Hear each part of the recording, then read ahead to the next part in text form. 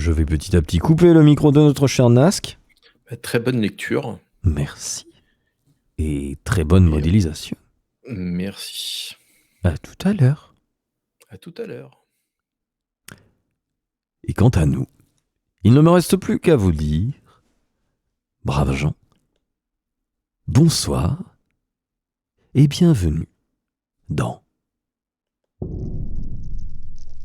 Horrifiques histoires.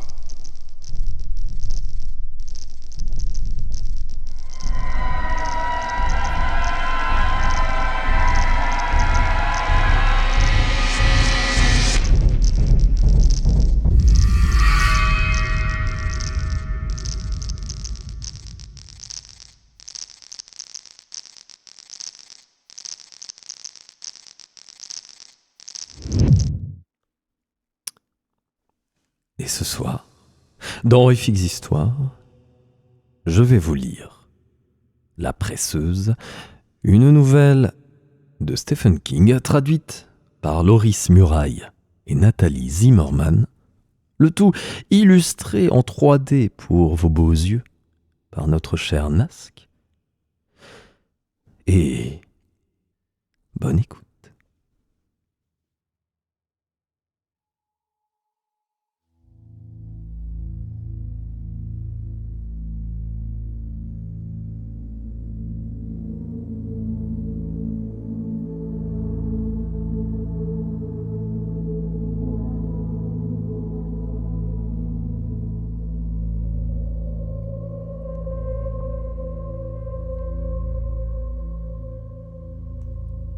L'inspecteur Hunton arriva à la blanchisserie au moment où l'ambulance repartit, lentement et tous signaux éteints.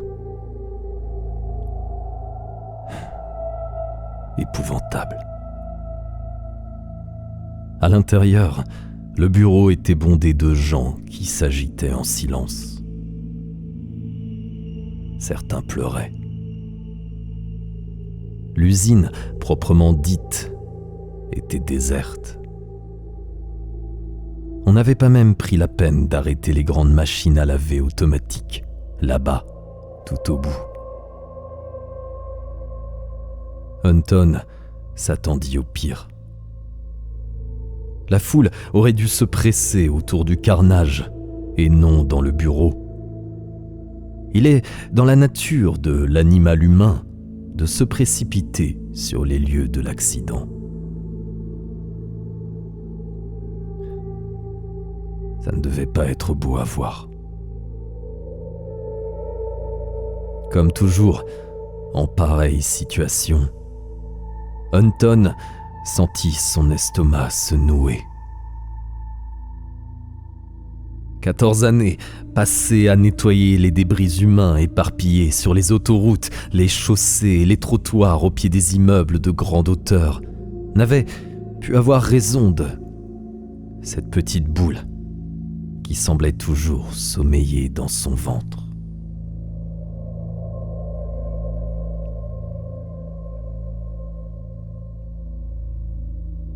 Un homme en chemise blanche aperçut Hunton et le rejoignit à contre-cœur. C'était un colosse à la tête directement vissée aux épaules, aux joues et au nez coupe rosée, soit par l'hypertension, soit par de trop nombreuses conversations avec la bouteille.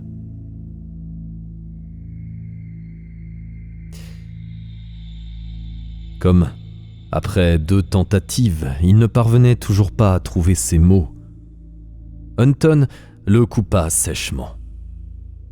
« Vous êtes le propriétaire, monsieur Gartley ?»« Non, moi, c'est Stammer, le contremaître. »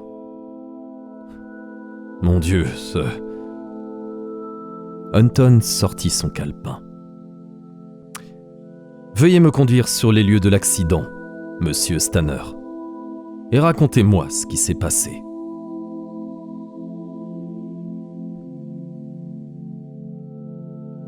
Le visage de Stanner se décomposa encore un peu plus. Les petits vaisseaux éclatés en semblèrent formés sur son nez et sur ses joues, comme des taches de naissance. Il le faut vraiment.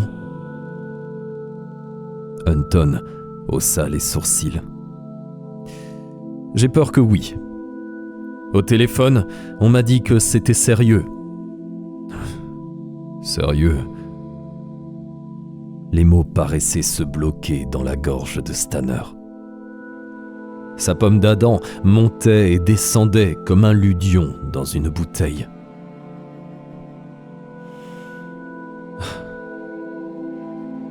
Miss Froley est morte. Seigneur, pourquoi Bill Gartley n'est-il pas là? Qu'est-il arrivé? Venez plutôt voir, dit Stanner. Hunton franchit sous sa conduite la rangée de presse, puis l'atelier de pliage.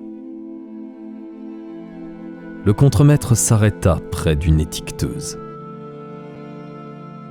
Il s'essuya le front d'une main tremblante. Vous allez continuer tout seul, inspecteur. Je ne peux pas voir ça de nouveau. Ça me rend... Non, je peux pas. Excusez-moi.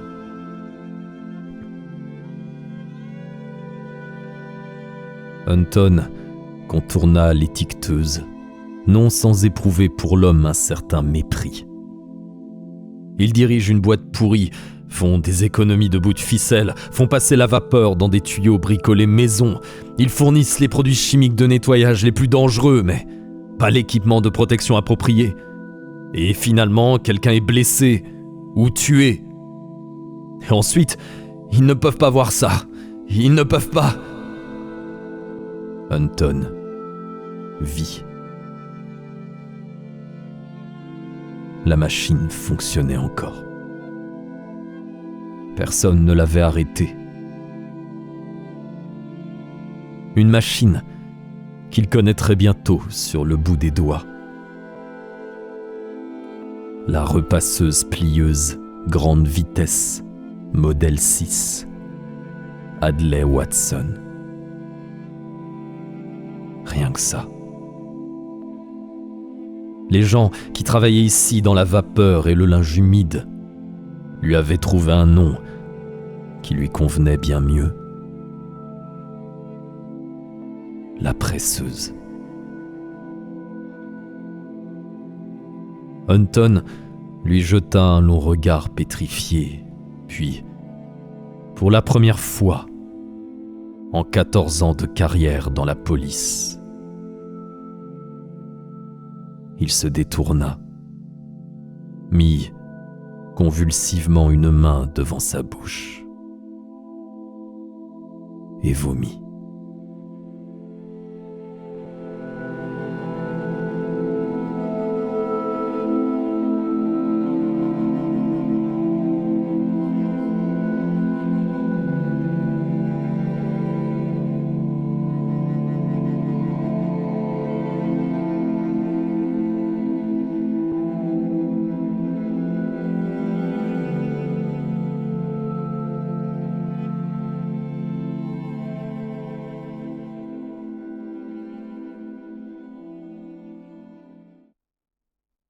Tu n'as pas mangé grand-chose, fit remarquer Jackson.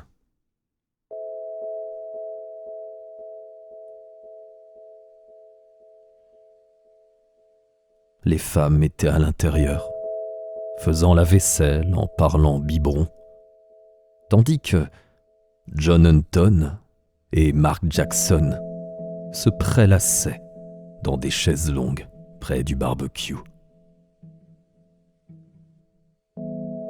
La litote amena un léger sourire sur les lèvres de Hunton. Il n'avait rien mangé du tout. J'en ai vu un vraiment vilain aujourd'hui, dit-il. Tu ne peux pas savoir. Accident d'auto? Non, du travail. Il y en avait partout. Hunton ne répondit pas immédiatement. Mais une grimace involontaire trahit sa nervosité. Il sortit une bière de la glacière, l'ouvrit et en vida la moitié.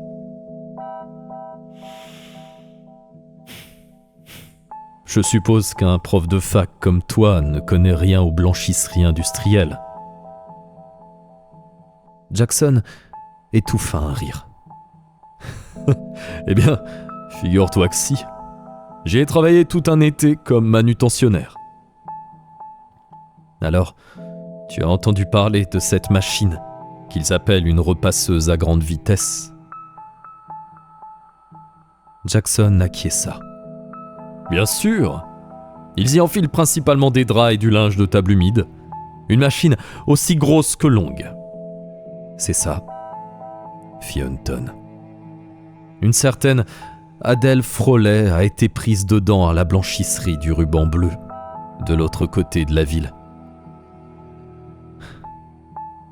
Elle y est passée entièrement. Jackson blêmit. Mais c'est impossible, Johnny. Il y a une barre de sécurité. Si l'une des femmes qui alimente la machine s'y coince accidentellement la main, la barre se relève aussitôt et stoppe l'engin. Enfin, c'est ce dont je me souviens. Hunton hocha la tête. C'est une obligation légale. Mais les faits sont là.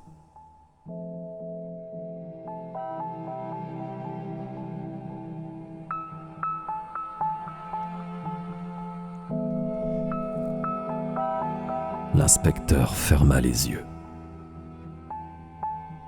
Aussitôt se forma devant lui l'image de la Hadley Watson, telle qu'il l'avait vue dans l'après-midi. Elle affectait la forme d'une immense boîte rectangulaire de 9 mètres sur 2. À l'une des extrémités, là où travaillait l'ouvrière, un tapis de toile animé d'un mouvement de translation défilait sous la barre de sécurité. Le tapis conduisait les draps froissés et essorés entre 16 énormes cylindres rotatifs qui constituaient le corps principal de la machine. Passant successivement entre 8 paires de cylindres, les draps étaient pressés comme une fine tranche de jambon dans un croque-monsieur. On pouvait, pour obtenir un séchage parfait, élever la température de la vapeur contenue dans les cylindres jusqu'à 150 degrés. Pour éliminer le moindre pli, les draps étaient soumis à une pression de 350 kilos par pied carré.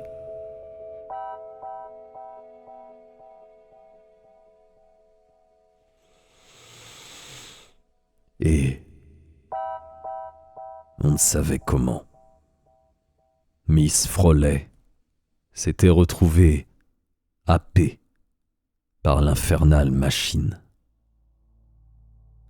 Les cylindres d'acier recouverts d'amiante semblaient avoir été barbouillés à la peinture au minimum, et la vapeur qui s'échappait de la machine répandait dans l'air une écœurante odeur de sang chaud. Des lambeaux de sa blouse blanche et de ses pantalons bleus, et même des lanières de ses sous-vêtements, avaient été arrachés, puis éjectés à l'autre bout de l'engin. 9 mètres plus loin.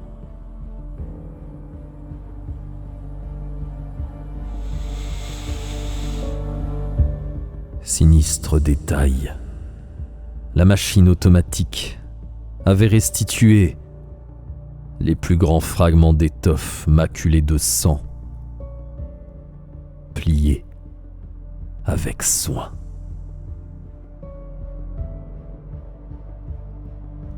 Mais il y avait pire encore. Elle aurait bien voulu tout plier, dit-il à Jackson, un goût de bile lui remontant à la bouche. Mais on ne plie pas un être humain comme un drap, Mark. Ce que j'ai vu, ce qui restait de cette femme. Pas plus que Stanner, le malheureux contremaître. Il ne put achever la description. Tout tenait dans un panier, ajouta-t-il doucement.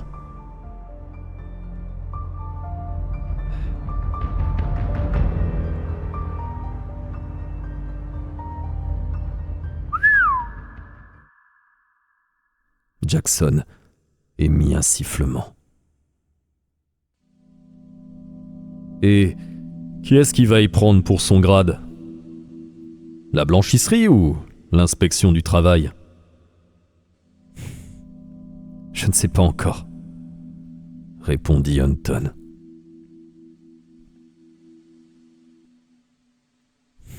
L'image obsédante était toujours présente dans son esprit. L'image de la presseuse tournant, grondant et soufflant. Des filets de sang coulant le long des flancs verts de la grande carcasse, le tout noyé dans une puanteur de chair brûlée. Je ne sais pas qui a déclaré cette satanée barre conforme aux normes de sécurité, ni dans quelles circonstances. Est-ce que la direction va s'en tirer comme ça, si elle est responsable? L'inspecteur eut un sourire, sans joie. Une femme est morte, Mark. Si Gartley et Stanner rabotaient sur les frais d'entretien de la repasseuse, ils seront envoyés en prison.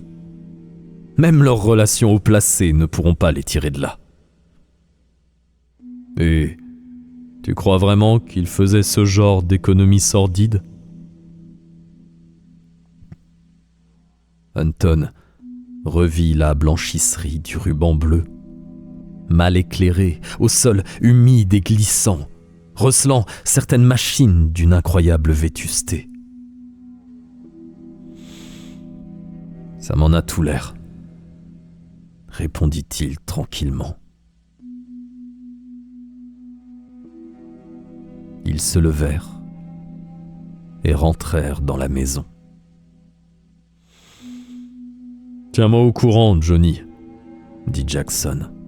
« Cette affaire m'intéresse. »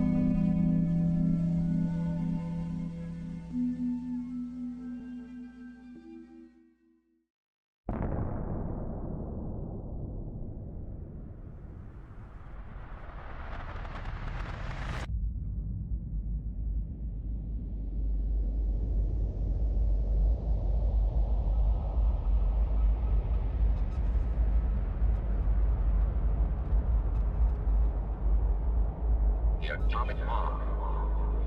The atomic bomb. The atomic bomb. The atomic bomb. The atomic bomb. The atomic bomb. 7. 7. 6. 6. 5. 5.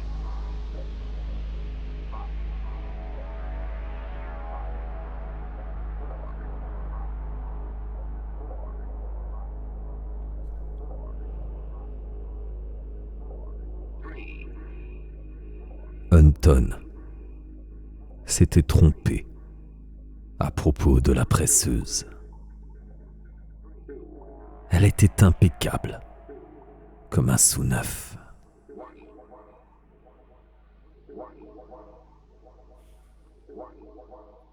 6 inspecteurs du travail l'examinèrent, pièce après pièce, avant que ne commence l'enquête judiciaire.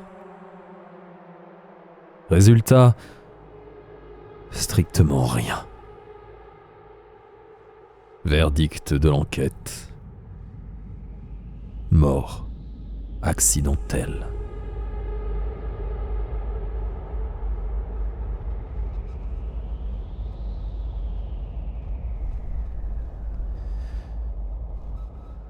Abasourdi, Hunton interpella l'un des inspecteurs, Roger Martin, sitôt après son audition. Martin était un grand type insignifiant qui portait des lunettes aux verres épais comme des culs de bouteille. Il triturait nerveusement un stylo-bille pendant qu'Hunton lui posait des questions.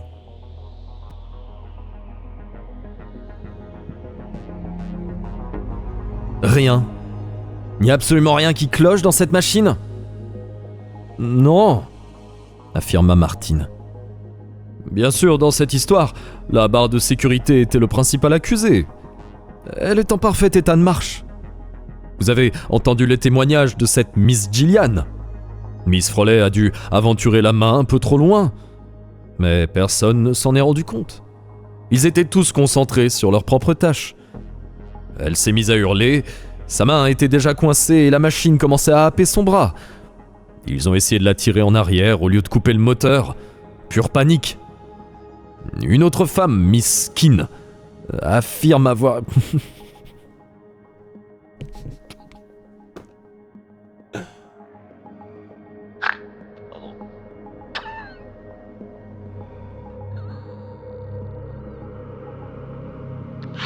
C'était pas pro, mais...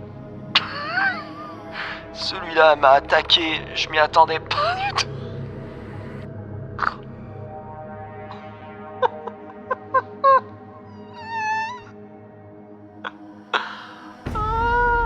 Je suis fatigué. Il m'en faut si peu. Ah, le miskin, j'étais pas prêt. Ah, même la machine à laver se fout de ma gueule.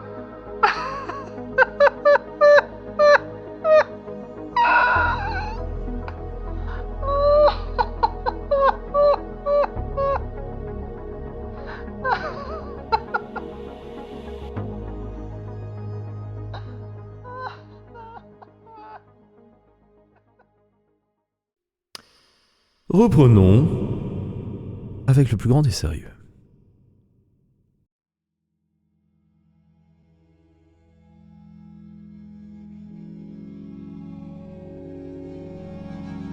Rien. Il n'y a absolument rien qui cloche dans cette machine ? Non, affirma Martine. Bien sûr, dans cette histoire, la barre de sécurité était le principal accusé. Elle est en parfait état de marche. Vous avez entendu le témoignage de cette Miss Gillian. Miss Frawley a dû aventurer la main un peu trop loin. Mais personne ne s'en est rendu compte. Ils étaient tous concentrés sur leurs propres tâches. Elle s'est mise à hurler, sa main était déjà coincée et la machine commençait à happer son bras. Ils ont essayé de la tirer en arrière au lieu de couper le moteur. Pure panique. Une autre femme, Miss Keane, affirme avoir effectivement tenté de stopper la machine, mais on peut supposer que, dans son affolement, elle s'est trompée de bouton. Ensuite, il était déjà trop tard. Donc, la barre de sécurité n'a pas fonctionné, conclut Hunton. À moins qu'elle n'ait passé la main par-dessus la barre et non en dessous. C'est impossible. Il y a une plaque d'acier au-dessus de la barre, laquelle n'a connu aucune défaillance. Elle est directement connectée au moteur de la repasseuse. La machine ne peut tourner que si la barre est en mesure de remplir sa fonction. Mais alors, bon sang, dites-moi donc ce qui s'est passé. Nous n'en savons rien. Mes collègues et moi-même en sommes réduits à retenir cette unique possibilité. Miss Frawley a dû tomber d'un point situé au-dessus de la repasseuse. Or, elle avait les 2 pieds sur le sol quand c'est arrivé. Une douzaine de personnes peuvent en témoigner. Vous avancez une hypothèse tout à fait invraisemblable, fit remarquer Hunton. Non. Il s'agit simplement d'un accident que nous ne comprenons pas. Il s'interrompit, hésita, puis reprit. Je vais vous dire une chose, Hunton, puisque vous semblez prendre cette affaire à cœur. Mais si vous en faites état devant un tiers, je démentirai immédiatement. Je n'aime pas cette machine. On aurait presque dit qu'elle nous narguait. J'ai examiné plus d'une douzaine de repasseuses de ce type au cours des 5 dernières années.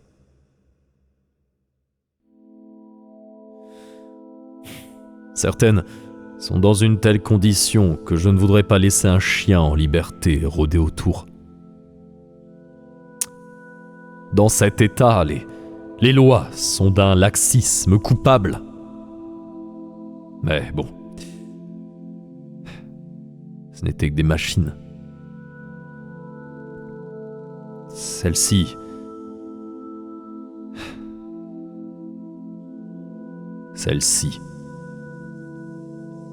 est hantée. Je ne saurais l'expliquer, mais j'en suis sûr. Je pense que si j'avais découvert un détail, la moindre bricole qui cloche, j'aurais interdit sa remise en activité. C'est dingue, non? J'ai ressenti la même chose. Confessa Hunton.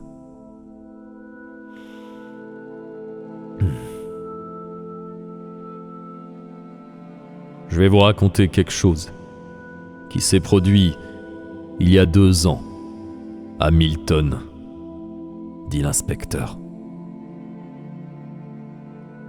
Il ôta ses lunettes et entreprit de les essuyer lentement sur sa veste. Un type avait relégué un vieux frigidaire au bord de sa cour. La femme qui nous téléphona nous affirma que son chien s'y était fait piéger et en était mort asphyxié. Nous avons envoyé un flic du coin pour demander au propriétaire d'aller porter son réfrigérateur à la décharge. Un type plutôt gentil, sincèrement désolé pour le chien. Il chargea le frigo sur son pick-up et le transporta à la décharge le matin suivant.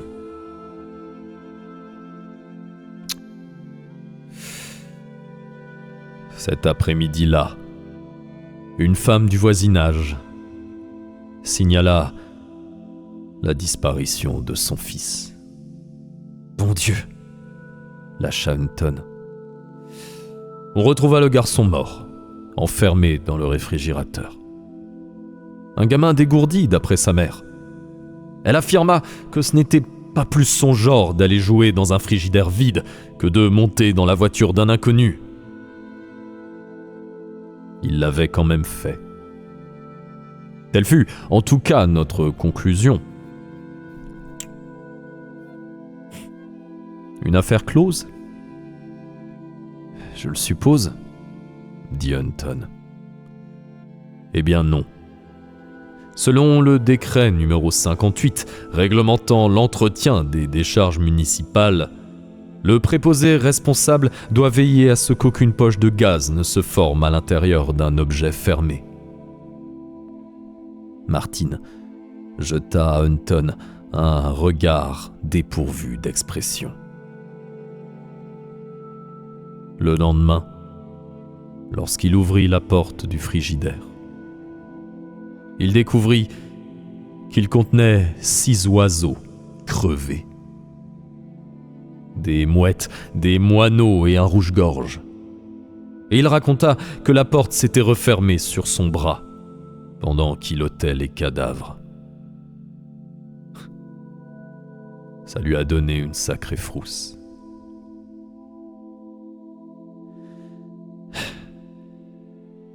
La presseuse du ruban bleu me fait le même effet, Hunton. Elle me met mal à l'aise.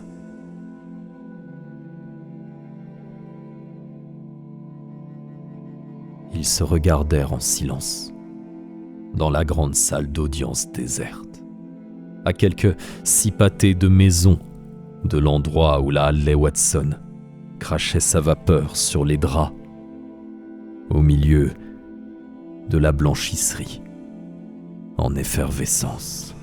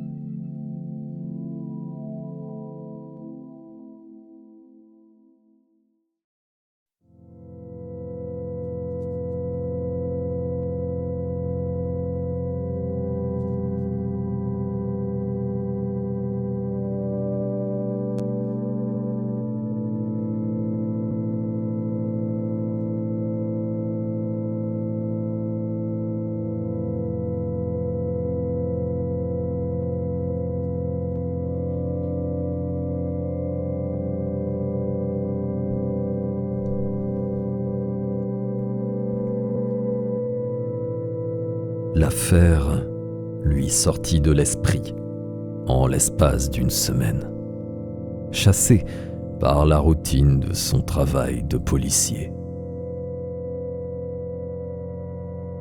Elle ne redevint sa principale préoccupation qu'à partir du jour où lui et sa femme se rendirent chez les Jackson pour une soirée whist arrosée de bière.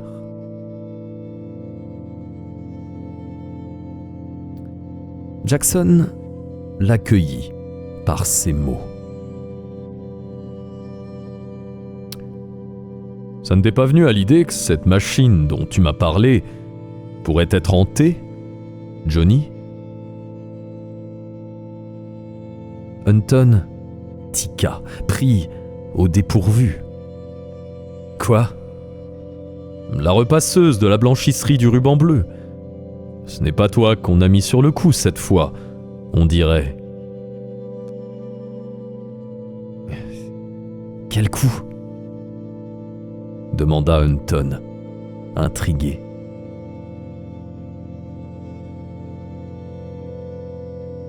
Jackson lui donna le journal du soir, lui désignant un article qui figurait au bas de la page 2. L'entrefilet rapportait qu'un jet de vapeur s'était échappé de la grande repasseuse de la blanchisserie du ruban bleu, brûlant 3 des 6 femmes qui l'alimentaient. L'accident, qui s'était produit à 3h45 de l'après-midi, était mis sur le compte d'une montée de la pression dans la chaudière de la blanchisserie. L'une des femmes, Miss Annette Gillian, avait été transportée à l'hôpital avec des brûlures au second degré. Curieuse coïncidence, fit Hunton.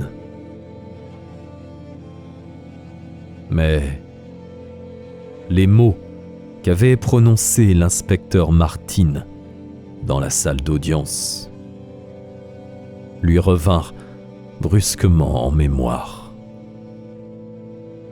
Et puis, il y avait l'histoire du chien, de l'enfant et des oiseaux pris au piège dans le réfrigérateur mis au rebut. Ce soir-là, il joua très mal aux cartes.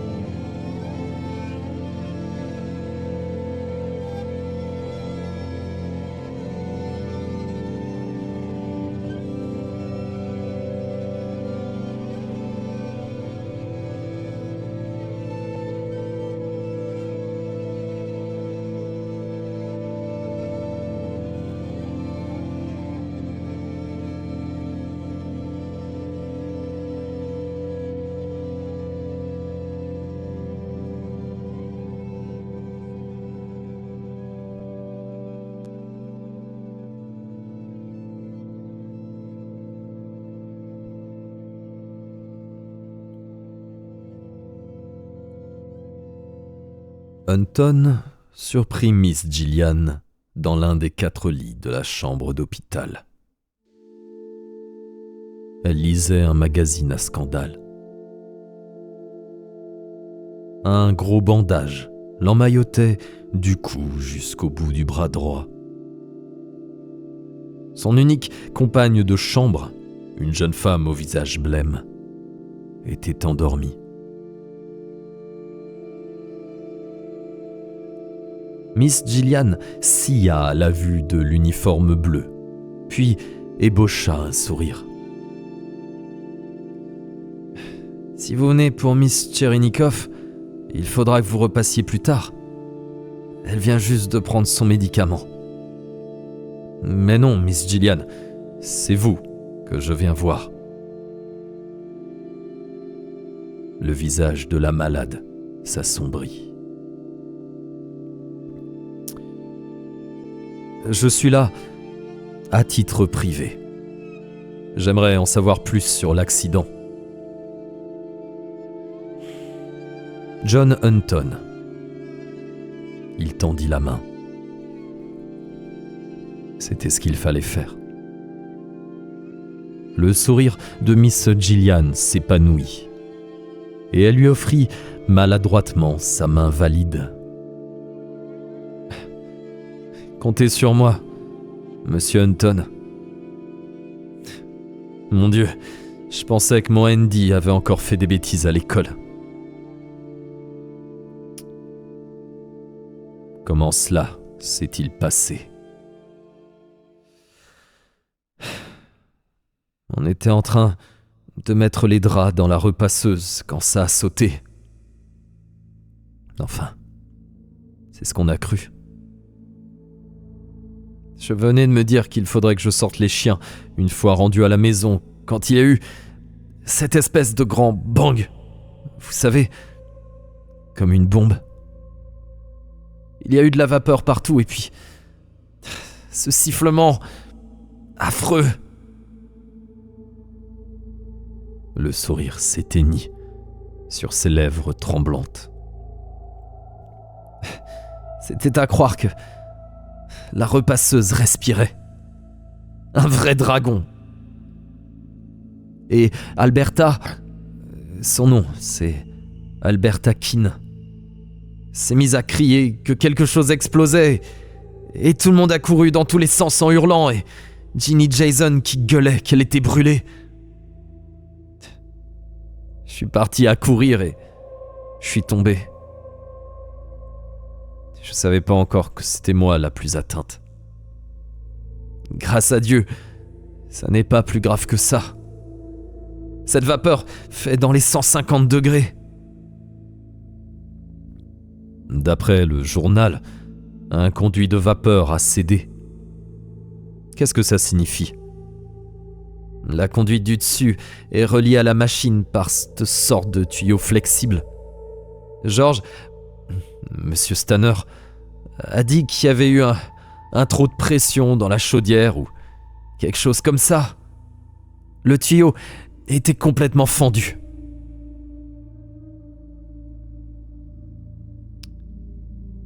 Hunton ne voyait rien d'autre à lui demander. Il s'apprêtait à partir quand Miss Gillian ajouta pensivement: « On n'avait jamais eu d'ennui avec cette machine. Seulement, ces derniers temps, le tuyau de la vapeur, cet accident horrible de Miss Frawley. Dieu ait son âme. Et puis, des petites choses, comme le jour où Essie s'est prise la robe dans une courroie de transmission. Ça aurait pu tourner mal si elle ne l'avait pas arraché aussitôt. Des boulons et des pièces qui ont commencé à tomber.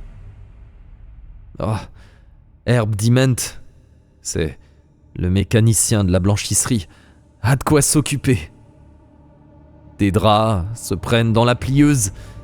George dit que c'est parce qu'ils mettent trop d'eau de javel dans les machines à laver, mais avant, ça n'arrivait jamais. Maintenant, les filles ont horreur de travailler dessus. Et si dit même qu'il y reste encore des petits bouts d'Adèle Frawley, et que c'est un sacrilège, ou un mot de ce genre. On dirait qu'il y a une malédiction. C'est comme ça depuis que Sherry s'est coupée à la main sur un des crampons. Sherry interrogea Hunton. Sherry Ouellette.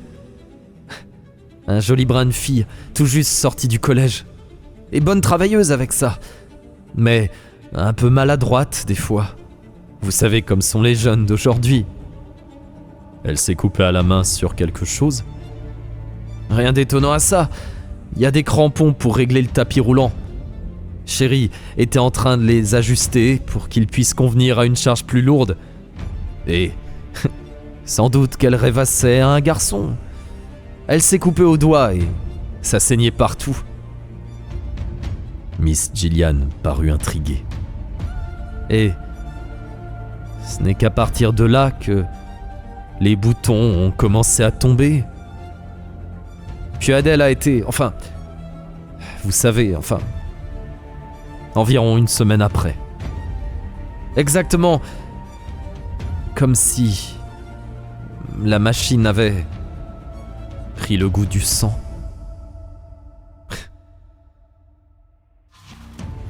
Les femmes ont de drôles d'idées des fois.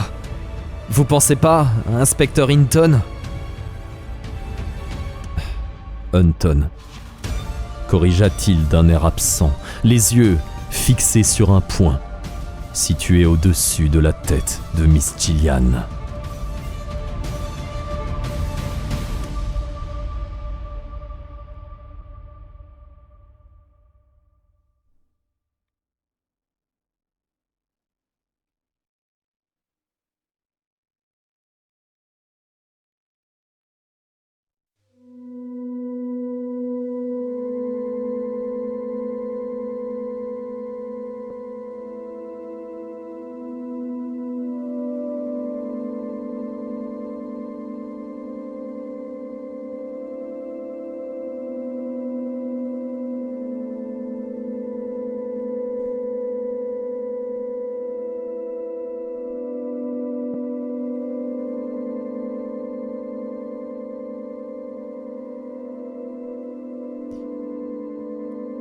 Ironie du sort.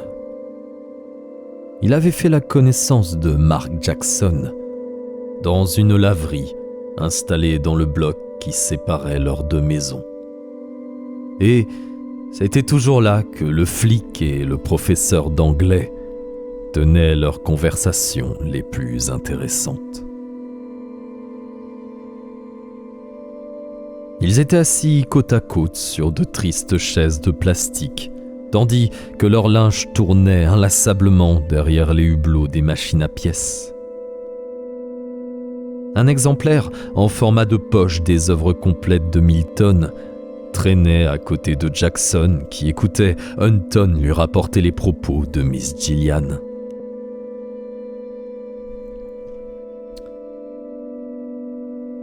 Quand l'inspecteur en eut terminé, Jackson dit : « Je t'ai déjà demandé si, à ton avis, la presseuse pouvait être hantée.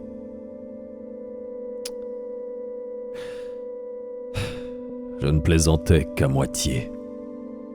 Et maintenant, je te repose la question. » « Bien sûr que non, » répondit Hunton, mal à l'aise. « Ne sois pas stupide. » Jackson regardait pensivement tourner le linge. « Hanter n'est pas le mot approprié.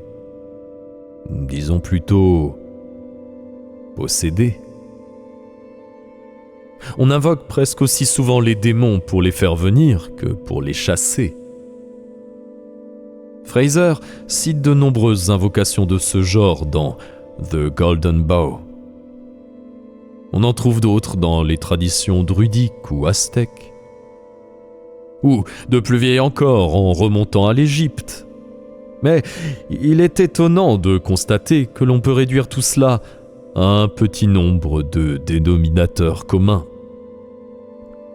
L'une des méthodes les plus couramment employées pour rendre l'invocation efficace est bien sûr de répandre le sang d'une vierge.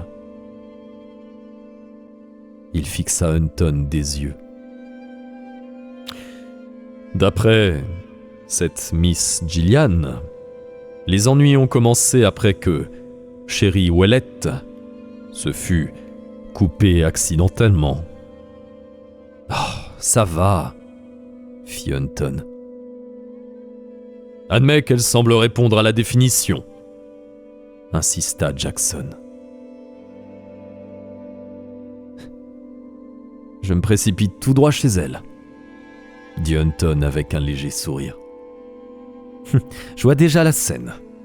Je me présente, inspecteur John Hunton. J'enquête sur une sale affaire de possession démoniaque intéressant une repasseuse et j'aurais besoin de savoir si vous êtes toujours vierge.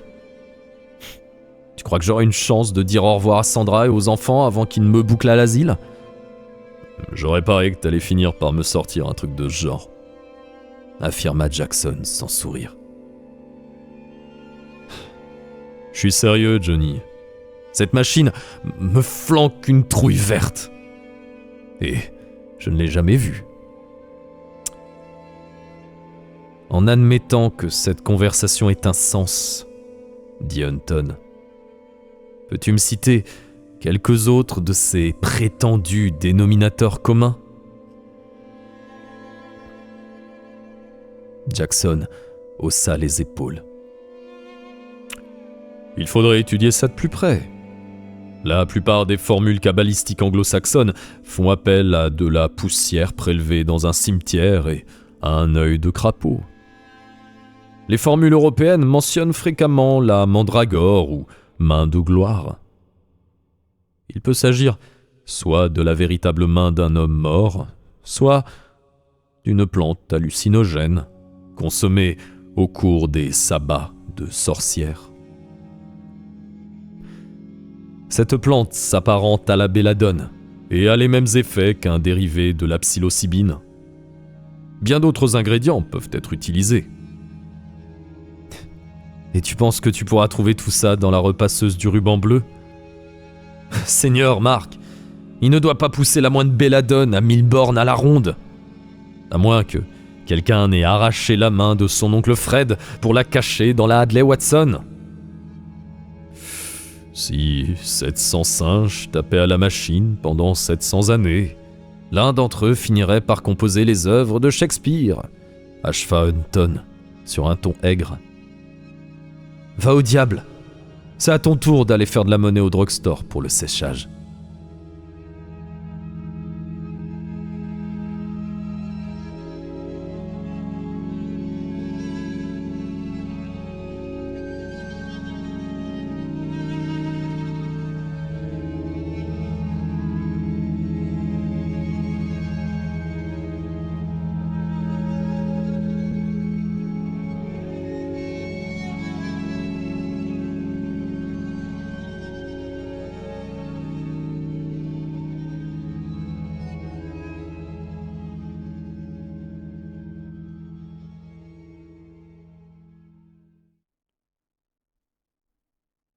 George Stanner perdit son bras dans la presseuse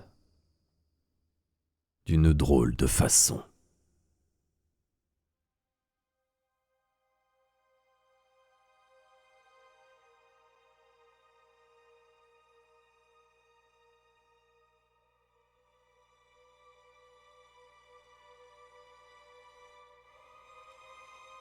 Seul Stanner et Herb Deem, le préposé à l'entretien, se trouvaient dans la blanchisserie déserte, ce lundi matin, vers 7 heures.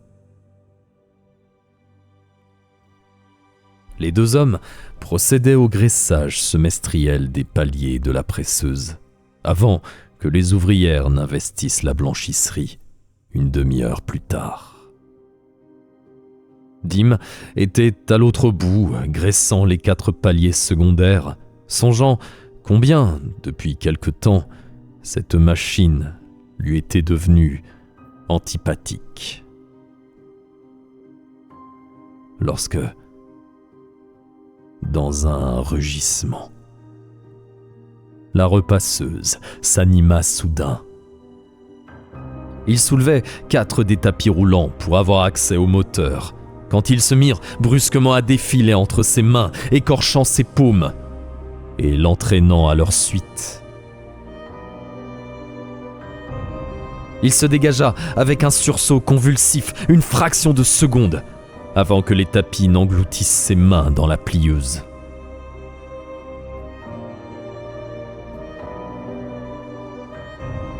Bon Dieu quoi, Georges !» hurla-t-il. « Éteins-moi cette saloperie !» George Stanner commença à brailler. Un cri aigu et plaintif, exprimant une terreur sans nom, emplit la blanchisserie, renvoyé par les parois d'acier des machines à laver, les bouches grimaçantes des presses relevées, les orbites vides des sécheuses industrielles. Stanner avala bruyamment une grande goulée d'air, puis se remit à hurler. « Oh, Seigneur Jésus! Je suis pris dedans! Je suis pris !» Les cylindres commencèrent à projeter des jets de vapeur. La plieuse grinça, cogna, les paliers et les moteurs lançaient des cris quasi humains. Deem se précipita vers l'autre extrémité de la machine. Le premier cylindre avait déjà pris une sinistre teinte rouge. Deem ravala un haut le cœur. La presseuse mugissait, sifflait, tonnait. Un témoin sourd eût sans doute pensé tout d'abord que Stanner se contorsionnait simplement d'une façon un peu bizarre au-dessus de la machine. Mais il n'aurait pu manquer de remarquer ensuite son visage livide, ses yeux exorbités et sa bouche tordue en un hurlement ininterrompu. L'avant-bras de Stanner, engagé sous la barre de sécurité, disparaissait sous le premier cylindre. La manche de sa chemise avait été arrachée à la couture de l'épaule et son bras se dilatait d'une façon grotesque sous la poussée du sang qui refluait vers le haut. « Arrête-la !» hurlait Stanner. On entendit le craquement qu'émit son coude en se brisant. Deem enfonça le bouton d'arrêt. La presseuse s'obstina à tourner, grognant, ronronnant. Abasourdi, il pressa le bouton, encore et encore. En vain. La peau se tendait, luisante sur le bras de Stanner. Sous les assauts du cylindre, elle ne tarderait pas à éclater. Pourtant, il lui restait assez de force pour hurler. Comme dans un dessin animé de cauchemar, Dim vit un homme écrasé par un cylindre à vapeur qui ne laissait derrière lui qu'une ombre aplatie. « Les fusibles !» supplia Stanner d'une voix rauque. Au fur et à mesure qu'il était aspiré, sa tête se tordait. Diment pivota et courut en direction de la chaudière, poursuivi par les cris de Stanner comme par une horde de fantômes en furie. Une odeur où se mêlaient le sang et la vapeur remplit l'atmosphère. Tous les fusibles de la blanchisserie se trouvaient dans les 3 grosses boîtes grises accrochées sur le mur de gauche. Diment les ouvrit précipitamment et entreprit frénétiquement d'arracher les grands fusibles oblongs qu'il rejetait un à un par-dessus son épaule. Les néons s'éteignirent. Puis ce fut le compresseur. Puis la chaudière elle-même lança une longue plainte d'agonie. Et la presseuse tournait toujours. Les hurlements de Stanner n'étaient plus qu'un lointain gargouillis.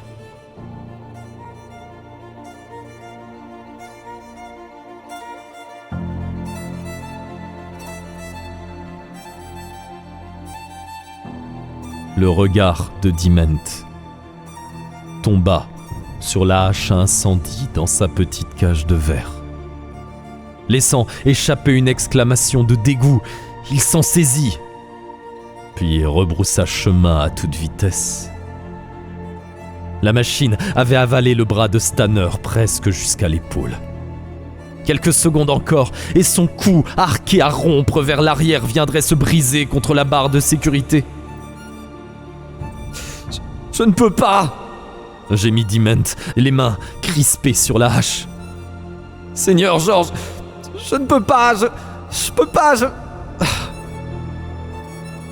On se serait cru au milieu d'un abattoir. La plieuse cracha des morceaux de tissu arrachés à la chemise, des lambeaux de chair.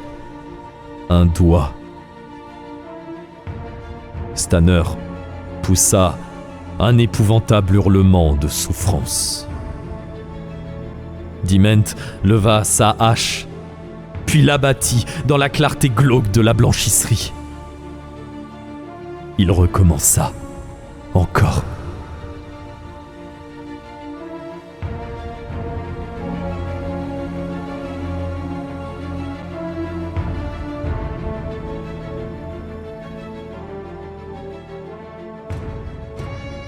Stanner s'effondra, inconscient. Un sang bleu giclant par saccades du moignon qui pendait sous son épaule. La presseuse engloutit ce qu'on lui avait abandonné en pâture, puis s'arrêta. Sanglotant, Diment libéra sa ceinture des passants et entreprit de confectionner un tourniquet.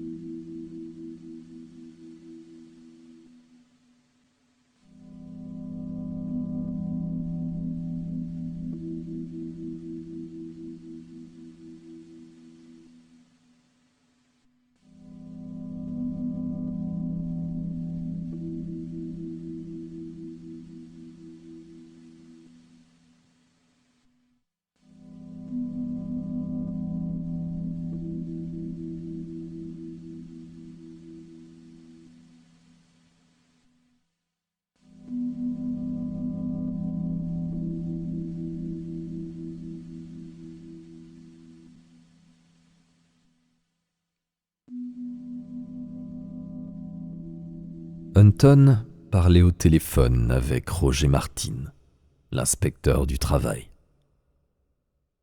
Jackson l'observait tout en jouant patiemment à la balle avec la petite Patty Hunton, âgée de 3 ans.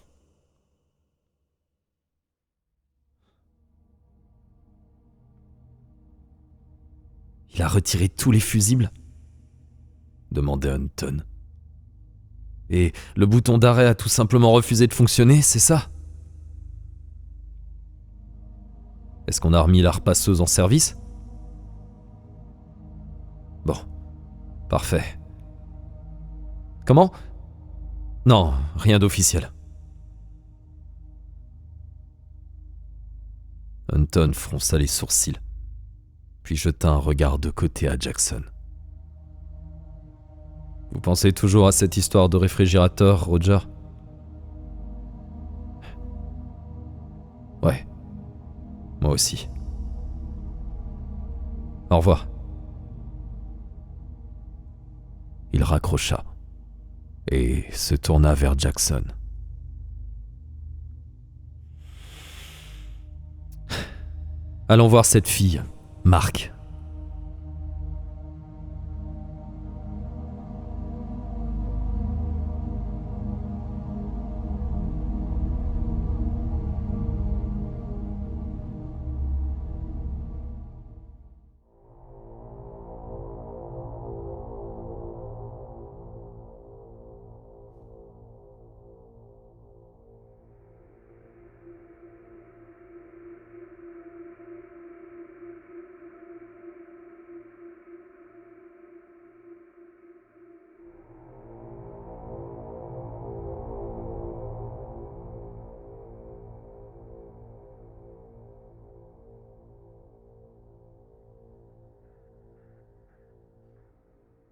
Chérie avait son propre appartement.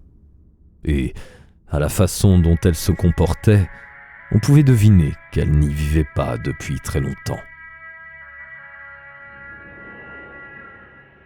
Elle s'installa timidement dans le minuscule salon qu'elle avait décoré avec minutie, présentant son profil aux 2 hommes.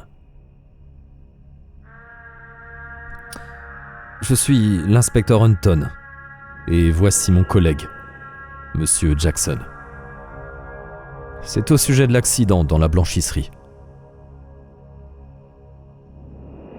Il se sentit soudain très mal à l'aise face à cette jolie petite brunette. « Horrible !» murmura Chérie Wallet.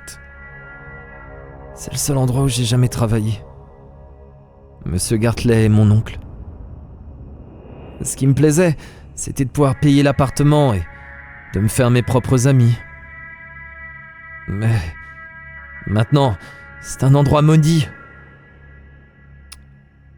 L'inspection du travail a ordonné l'immobilisation de la repasseuse en attendant les conclusions de l'enquête, dit Hunton. Vous étiez au courant ? Oui. On m'a dit. L'incertitude la fit soupirer. Je sais pas ce que je vais faire. Miss Wallet, l'interrompit Jackson. Vous avez eu un accident en travaillant sur cette repasseuse, n'est-ce pas ? On m'a dit que vous étiez coupé sur un crampon. C'est bien ça ? Oui, je me suis coupé au doigt. Soudain, son visage s'assombrit. C'était le premier incident de la série. Elle les regarda tristement. Depuis, il me semble parfois que mes camarades ne me traitent plus de la même façon. Comme si elles m'en voulaient. J'ai une question délicate à vous poser, prononça lentement Jackson. Une question qui risque de vous choquer. Elle va vous sembler absurde parce que trop intime et hors du sujet, mais je puis vous assurer qu'il n'en est rien. Votre réponse ne figurera en aucun cas dans un dossier ou dans un rapport. Chérie parut prendre peur. Est-ce que j'ai fait quelque chose de mal ?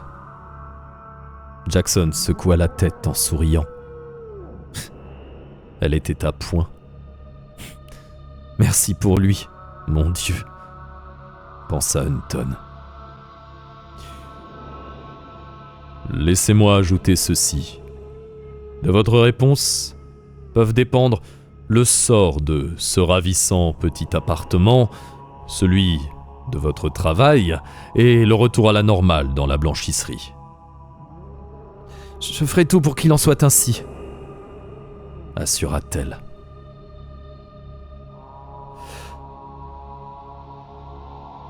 Êtes-vous encore vierge, chérie ?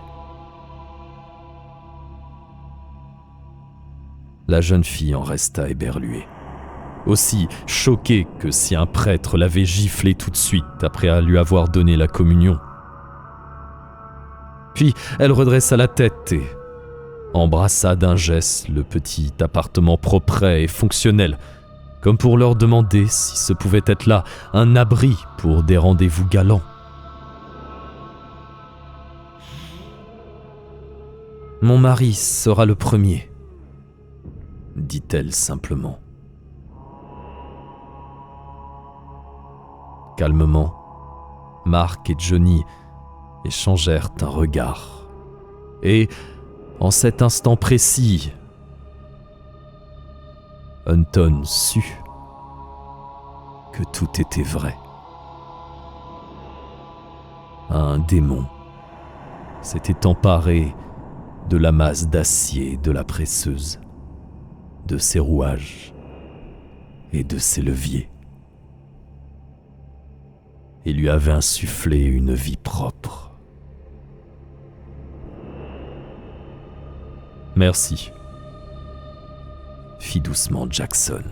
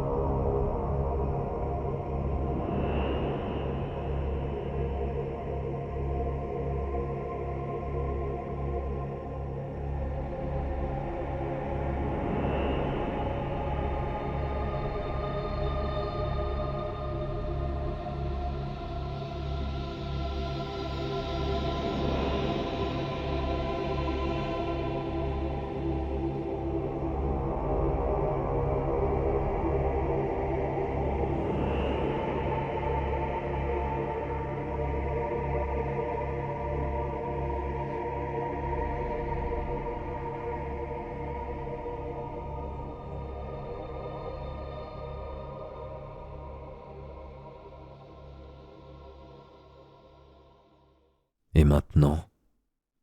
demanda Hunton d'un ton morne sur le chemin du retour. « Devons-nous trouver un prêtre pour l'exorciser ?» Jackson grogna. « Tu vas en passer pas mal en revue avant d'en trouver un qui ne te collera pas un opuscule entre les mains le temps d'aller téléphoner à l'asile le plus proche. » C'est à nous de jouer, Johnny. Typons-vous-nous quelque chose ? Peut-être. Voilà comment s'énonce le problème. Nous savons que quelque chose s'est introduit dans la presseuse. Mais nous ne savons pas quoi. Hunton se sentit traversé par un frisson, comme si les doigts décharnés d'un spectre l'avaient effleuré. Il existe toutes sortes de démons. Celui auquel nous avons affaire appartient-il au cercle de Bubastis ou de Pan, ou bien de Baal, ou bien est-ce l'ange déchu que les chrétiens nomment Satan ? Nous l'ignorons. Si ce démon a été délibérément invoqué par quelqu'un, notre tâche sera plus facile. Mais il semble bien que Cela soit un cas de possession spontanée.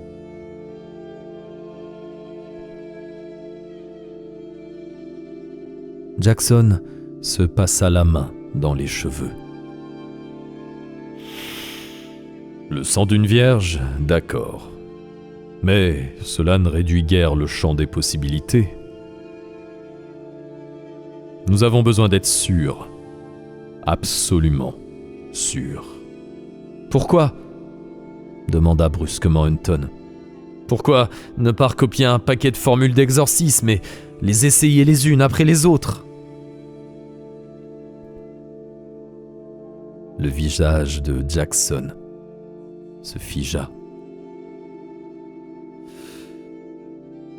On ne joue plus aux gendarmes et aux voleurs cette fois-ci, Johnny. Pour l'amour de Dieu, ne t'imagine surtout pas ça. Procéder à un exorcisme est terriblement dangereux. C'est comme provoquer la fission nucléaire, d'une certaine façon. La moindre erreur pourrait nous anéantir. Le démon est prisonnier de cette machine. Mais donnons-lui une chance et il pourrait s'échapper. Il ne demande que ça, répondit Jackson d'un air lugubre. Et il se plaît à tuer.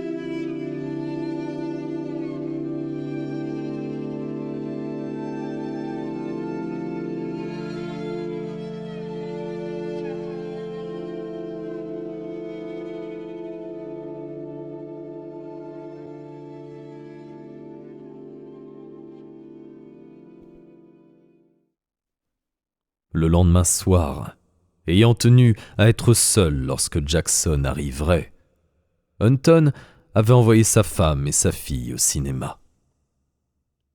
Il avait encore du mal à croire qu'il s'était laissé entraîner dans une histoire pareille.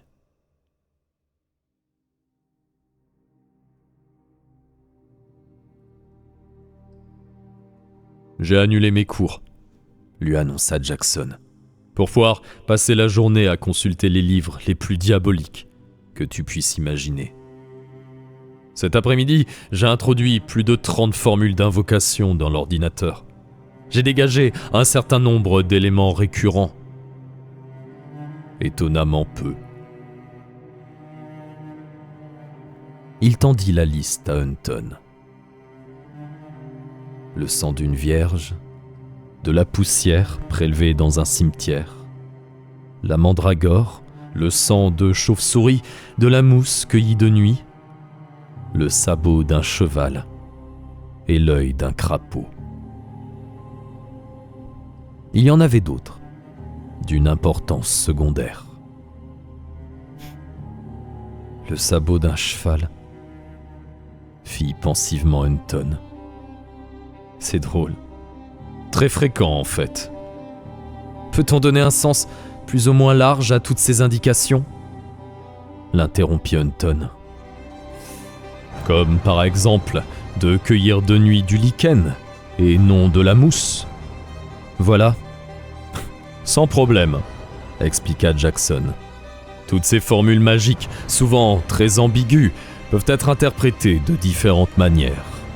La magie noire a toujours laissé beaucoup de place à l'imagination créative. Remplace le sabot de cheval par de la gelée, dit Hunton, et tu trouveras ça dans n'importe quel panier repas.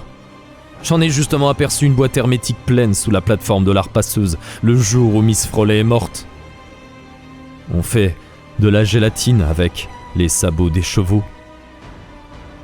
Jackson acquiesça. À part ça, du sang de chauve-souris. Eh bien, la blanchisserie est vaste.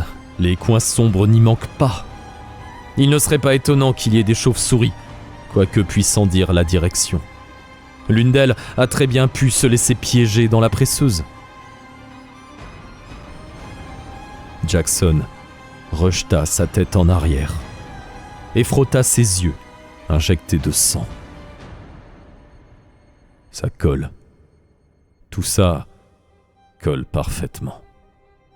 Vraiment, vraiment. Je pense que nous pouvons éliminer d'emblée la mandragore. On ne peut sérieusement supposer que quelqu'un ait introduit une main humaine dans la repasseuse avant la mort de Miss Frawley. Quant à la belladone, elle n'est absolument pas cultivée sous nos climats. Et la poussière de cimetière ? T'as une idée ? Ce serait une sacrée coïncidence, répondit Hunton. Le cimetière le plus proche est celui de Pleasant Hill, à quelques 8 kilomètres du ruban bleu. Admettons, dit Jackson. J'ai demandé au programmeur, qui pensait que je me préparais déjà pour Halloween, de panacher les éléments principaux et secondaires figurant sur la liste, afin d'obtenir toutes les combinaisons possibles. J'en ai écarté environ 2 apparemment dépourvues de toute signification. Les autres peuvent être répartis selon des catégories relativement précises. Les éléments que nous venons de retenir assortissent à l'une d'entre elles. De quelle catégorie s'agit-il ? Jackson grimaça un sourire. L'une des plus simples. Elle se rattache à l'Amérique du Sud et se ramifie dans les Caraïbes. Elle est apparentée au vaudou. Dans la littérature que j'ai consultée à ce sujet, les divinités sont considérées comme plutôt minables comparées aux super grands que sont Sadat ou celui qui ne peut être nommé. On va faire déguerpir ceux qui hantent cette machine, comme le premier malfrat venu. Comment procéderons-nous ? Un peu d'eau bénite et un fragment d'hostie consacrée devrait suffire. Nous pourrons lire aussi quelques passages du Lévitique. De la magie blanche à titre typiquement chrétien. Mais es-tu sûr que le remède ne sera pas pire que le mal ? Je ne vois pas comment, affirma pensivement Jackson. Je dois t'avouer que ce qui m'ennuyait le plus, c'était la mandragore. Celui qui l'utilise détient des pouvoirs considérables. Et l'eau bénite n'y suffirait plus. Un démon invoqué en conjonction avec la mandragore pourrait se taper une pile de Bible au petit déjeuner. Mieux vaut ne pas songer à ce qui se passerait si on avait affaire à quelque chose de ce genre. Oui, mais es-tu absolument certain ? Non, mais presque. Tout va dans ce sens. Alors, quand ? Le plus tôt sera le mieux. Comment entrerons-nous ? En brisant une vitre ?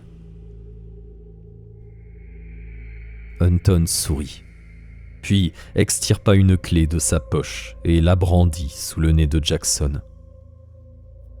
Qui t'a donné ça ? Gartley ? Non, dit Hunton. Un inspecteur du travail, nommé Martin.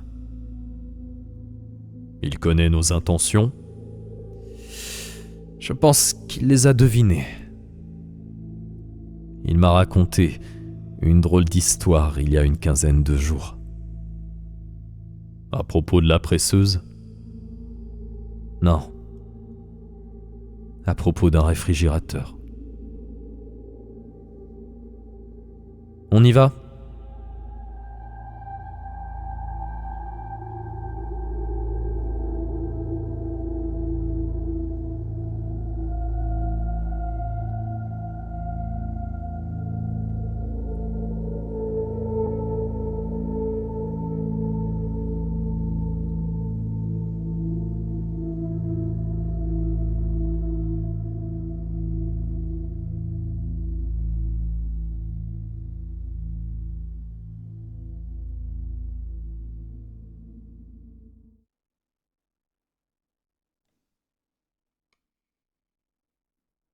Adèle Frolet était morte. Elle reposait dans un cercueil, patiemment recousu par l'entrepreneur des pompes funèbres. Cependant, une parcelle de son esprit était peut-être restée prisonnière de la machine. Et en ce cas, elle savait. Alors, à toute force, elle tenterait de les avertir. Miss Frolet avait été sujette aux indigestions et, pour remédier à ce petit ennui, avait eu coutume d'avaler de banals cachets pour l'estomac, du gel EZ, qu'elle pouvait se procurer dans n'importe quelle pharmacie pour la somme de 79 cents. Un avertissement figurait sur le côté de la boîte. Le gel EZ est formellement contre-indiqué aux personnes atteintes de glaucome. Malheureusement, Adèle Frolet n'entrait pas dans cette dernière catégorie. Elle aurait pu se rappeler le jour où, peu après l'incident dont avait été victime Chérie Ouellette, elle avait laissé tomber accidentellement une pleine boîte de gel Z dans la presseuse. Mais elle était morte et ne saurait jamais qu'un des constituants actifs qui calmait ses brûlures d'estomac était un dérivé de la belladone qu'on assimilait autrefois dans certains pays européens à la mandragore.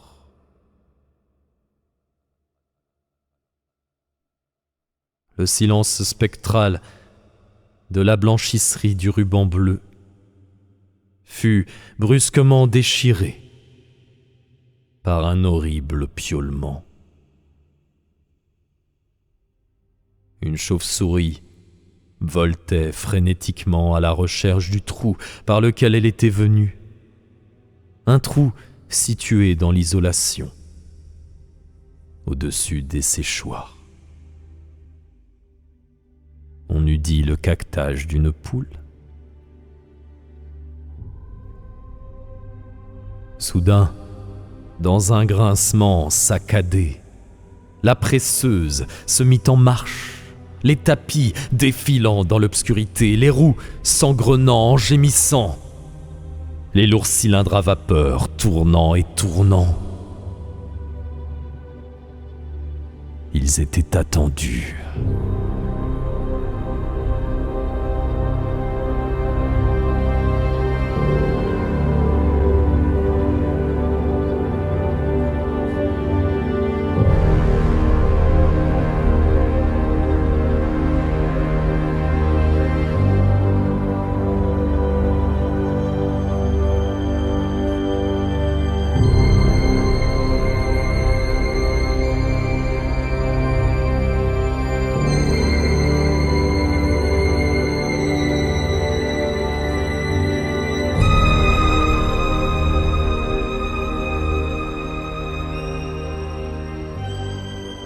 peu après minuit, Hunton gara sa voiture dans le parking.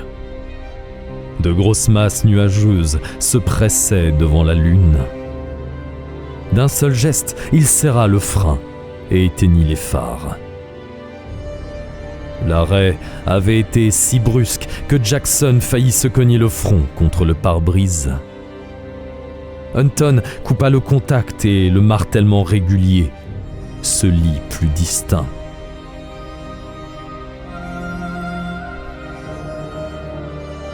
« C'est la presseuse », prononça-t-il lentement. « C'est la presseuse. Elle s'est mise en route toute seule, au milieu de la nuit. » Ils observèrent un moment de silence, sentant la peur les agripper.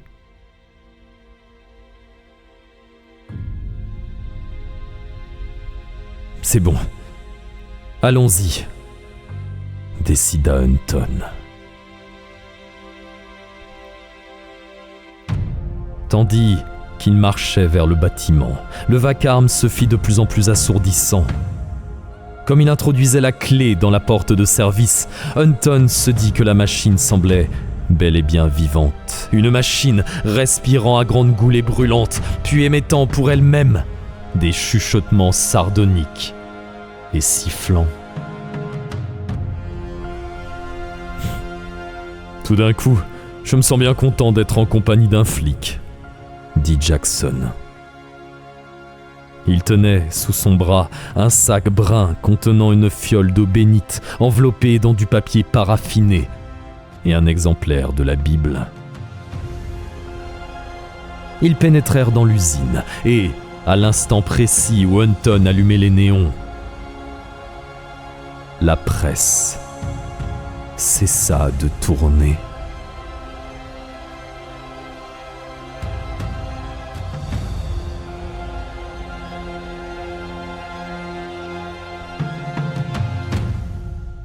Un voile de vapeur flottait au-dessus des cylindres.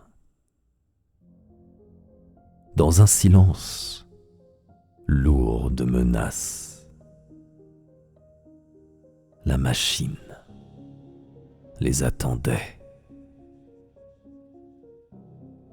Bon sang, qu'elle est laide, souffla Jackson. Allons-y, sinon nos nerfs vont craquer.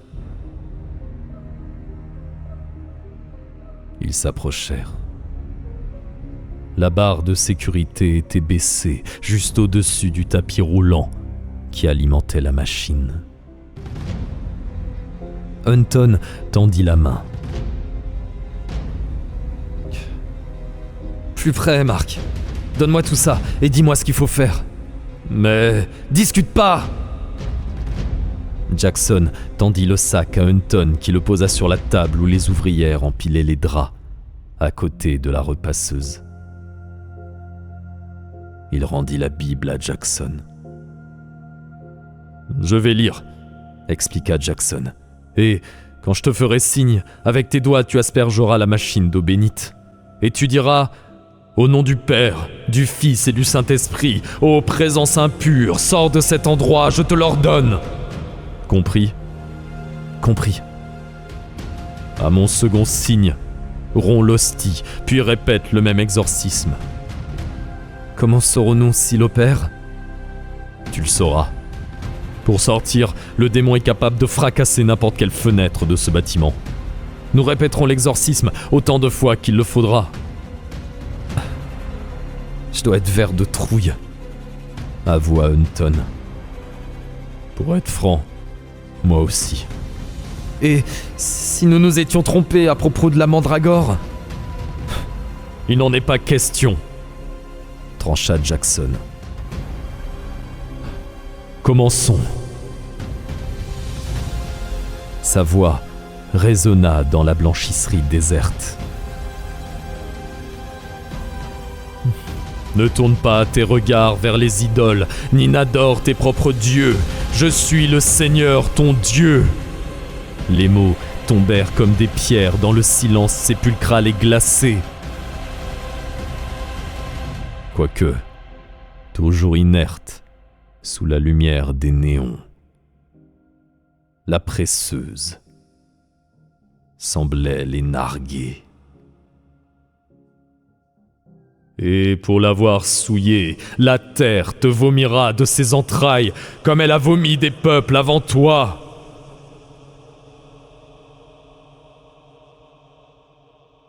Le visage crispé, Jackson leva les yeux et fit signe à Hunton qu'il aspergea d'eau bénite les tapis roulants.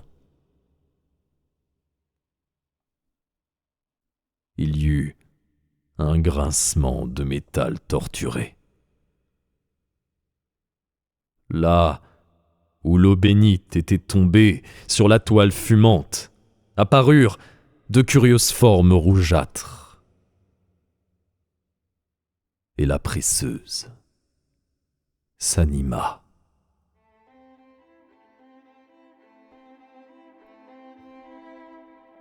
« Nous le tenons !» s'exclama Jackson dans le tumulte grandissant.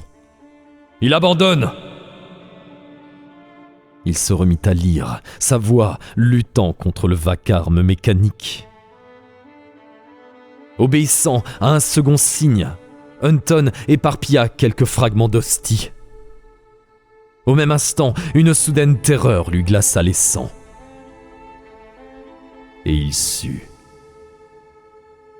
qu'il s'était trompé, que la machine leur avait fait abattre leurs cartes pour leur montrer qu'elle était la plus forte.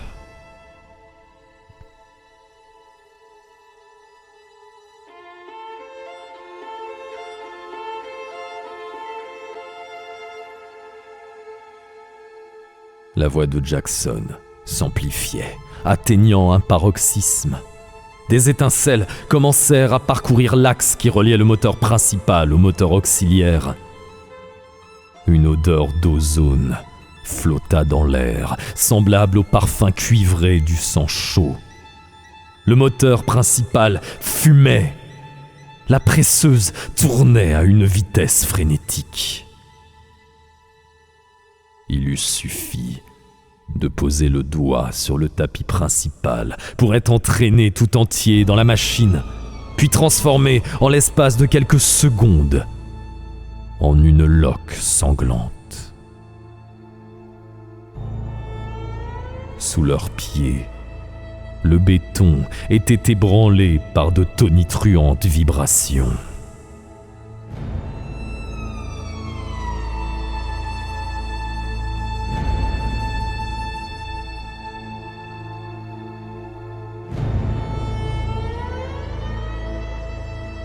L'un des supports principaux explosa dans un éclair aveuglant de lumière écarlate, distillant dans l'air froid un parfum d'orage, tandis que la presseuse continuait de tourner toujours plus vite, tapis, cylindres et rouages, défilant si furieusement que leurs formes se fondaient, réapparaissaient, se métamorphosaient, fusionnaient, se transmuaient. Hunton, qui était resté presque hypnotisé par ce spectacle, fit soudain un pas en arrière. « Fuyons !» hurla-t-il dans le vacarme. « Nous l'avons presque !» cria Jackson en retour. « Pourquoi ?» Il y eut un craquement indescriptible, et une fissure s'ouvrit dans le sol en béton, courant vers eux, puis les dépassant, de plus en plus larges. Des gerbes de ciment fusèrent.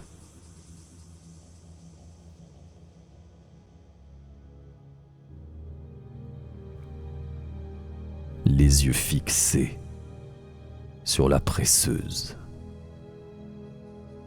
Jackson hurla. La machine essayait d'échapper à sa prison de béton, tel un dinosaure tentant de s'extirper de sa fosse de goudron. Déjà, on ne pouvait plus parler d'une repasseuse. Elle se transformait, mutait. Le câble de 550 volts tomba en crachant son feu bleu entre les cylindres. Il fut avalé L'espace d'un instant, ils se crurent observés par 2 boules de feu, semblables à 2 yeux à l'éclat blafard. 2 yeux voraces et sans pitié.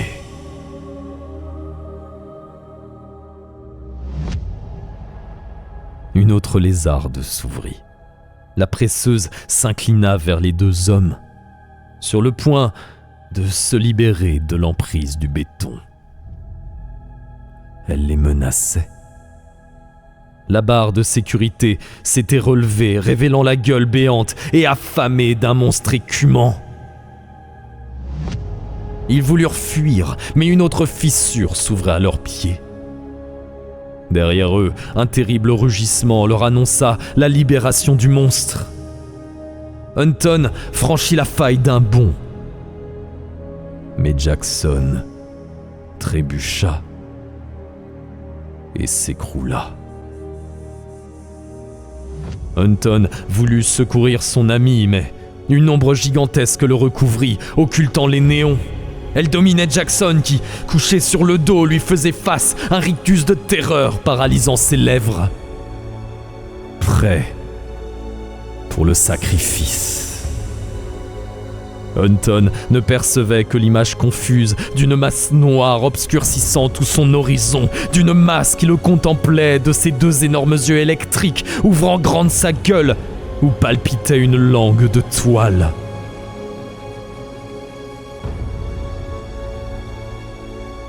Il s'enfuit, poursuivi par les cris d'agonie de Jackson.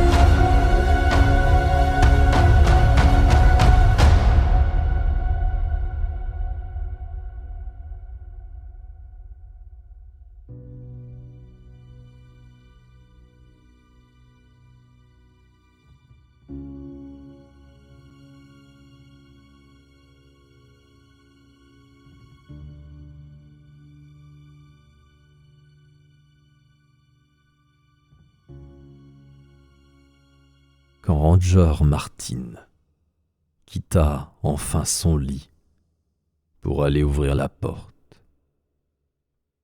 il n'était encore qu'à demi éveillé. Mais lorsque Hunton se rua dans son appartement, il reprit brutalement contact avec la réalité. Les yeux exorbités, le policier s'agrippa au peignoir de Martin, comme un aigle à sa proie. Le sang coulait encore d'une petite coupure à sa joue, et le ciment pulvérisé l'avait couvert d'une multitude d'éclaboussures grisâtres. La terreur avait blanchi ses cheveux. « Aidez-moi! Pour l'amour de Dieu, aidez-moi! Mark est mort! Jackson est mort !»« Doucement, dit Martin. Venez dans le salon. » Hunton le suivit, geignant comme un chien. Martin lui versa une bonne rasade de Jim Beam. Hunton prit le verre à 2 mains et le vida d'un trait.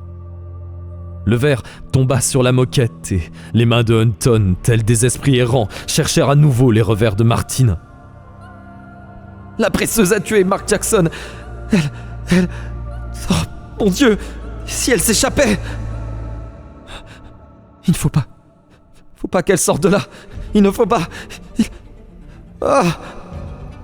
Il se mit à hurler, poussant une plainte qui s'amplifiait, puis retombait en vagues chaotiques. Martine voulut lui offrir un second verre, mais Hunton le repoussa. « Nous devons la brûler !» dit-il. « La brûler avant qu'elle ne s'échappe !» Que se passerait-il ? Seigneur, que se passerait-il ? Ses yeux se révulsèrent soudain, et telle une pierre, il s'écroula sur la moquette, inconscient.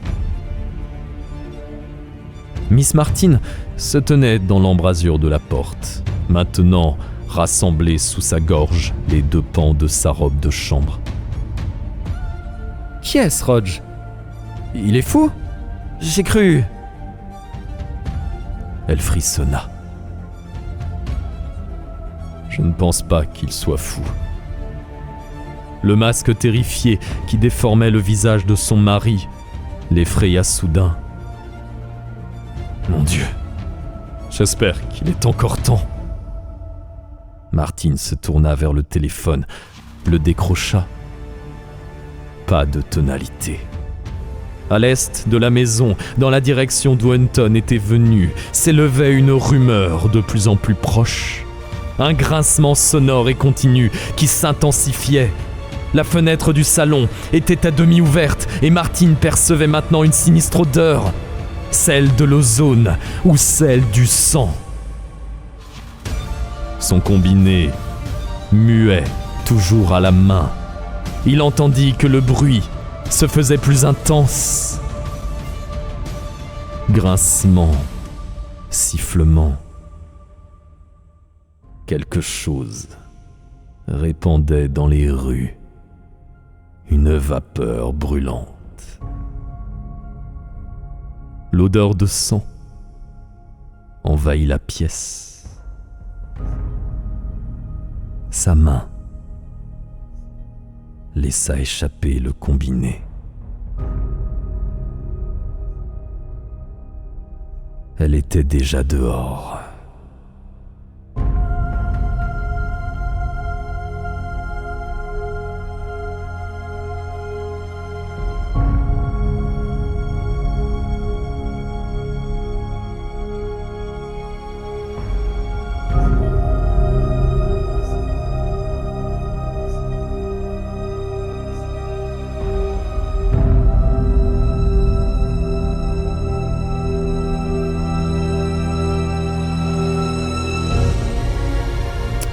Et c'est la fin de cette horrifique histoire.